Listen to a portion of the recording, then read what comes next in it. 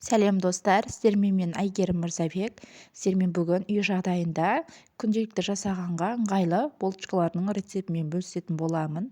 Міндетті түрде каналыма тіркеліп, қоңырау белгісін басып қоюды ұмытпаңыздар. Ал ендеше бастаймыз. Ең алдымен таза ыдысымызға сүтімізді, жылы болу керек сүтіміз, және де қантымызды, 2 жұмыртқамызды салып, бенчиктің көмегімен жақсылап араластырып алатын боламыз.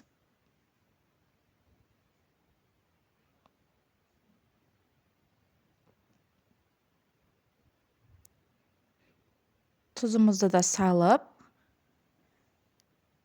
және де аштықымызды салып, бенчиктің көмегімен жақсылап араластырып алатын боламыз.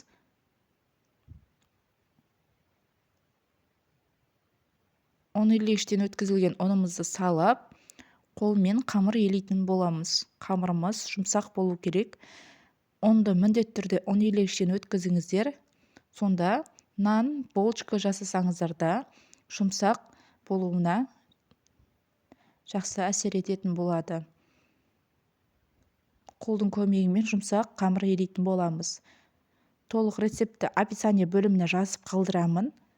Төменгі жақта өтіп, көріп, құрамына қанша кететінін көріп, жасай берсеңіздер болады. Сұйық майды құйып, үстіне тағы да жұмсақ кетіп қамыр елеп аламыз.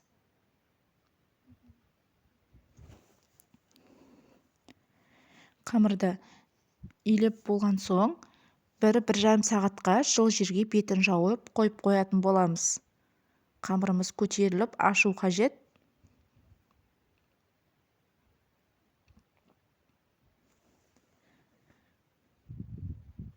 Бір сағаттан соң көтерілді қамырымыз. Көтерілген қамырды майда бөліктерге бөліп алатын боламыз. Құрамында май болған соң жабыспайды қолға.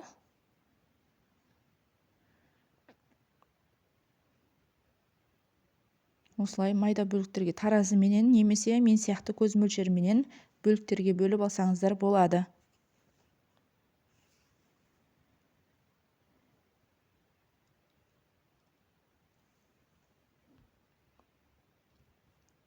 Сосын осылай майлықтың сүлгілердің көмегімен 5 минутқа қалдырып, 5 минуттан кейін дәл видеодағыдай етіп, дөңгелек етіп жайып алатын боламыз оқтаудың көмегімен.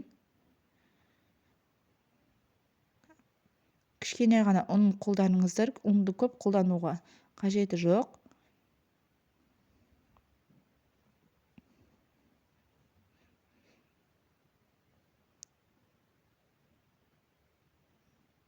Осылай дөңгелек етіп жайып болғаннан кейін салмасына кез келген салманы салсаңыздар болады.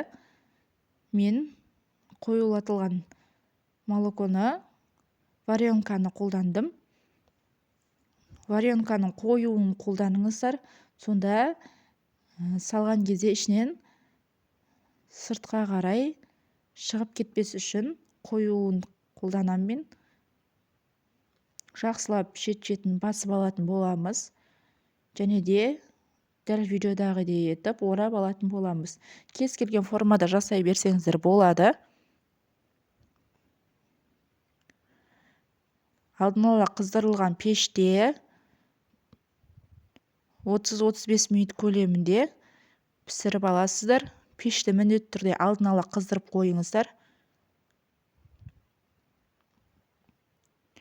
Осылай дәл видеодағыдай жасасаңыздар да өте керемет шығады.